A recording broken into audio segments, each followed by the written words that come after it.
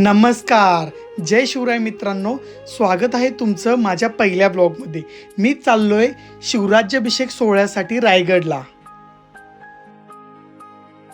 माझी सुरुवात झाली 4 जूनला रात्री 11:30 वाजता भवानी मंडपमधून आई अंबाबाईचा आशीर्वाद घेऊन छत्रपती संभाजी महाराजांनी नियोजन केलेल्या बसमधून मी रायगडसाठी निघालो. प्रताप पुरंदर क्षत्रिय कुलावतंस सिंहासनाधीश्वर राजाधिराज महाराज श्री श्री श्री छत्रपती शिवाजी महाराज की जय. धर्मवीर छत्रपती संभाजी महाराज की जय.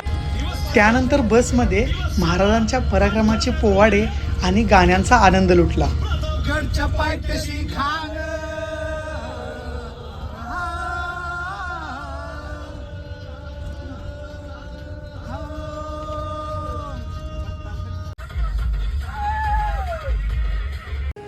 अशा या शिवमय वातावरणात कधी रायगडवरती पोचलो हे समजलंच नाही. हे वातावरण बघा, उगच म्हणत नाहीत, जिवंतपणी पाहिलेला स्वर्ग म्हणजे रायगड. आणि थोड्याच वेळात रायगड पायी चालण्यास सुरुवात केली. रायगडची प्रत्येक पायरी चढताना इंदुलकरांच्या निष्ठेची आणि महाराजांच्या पराक्रमाची जाणीव होत होती. या वयात आपल्या राजावरती असलेले प्रेम, ओढ आणि शिवभक्ती याचे अभिमान वाटणारे उत्तम उदाहरण म्हणजे हे आजोबा. हाच वारसा पुढे आपल्याला जपायचा आहे.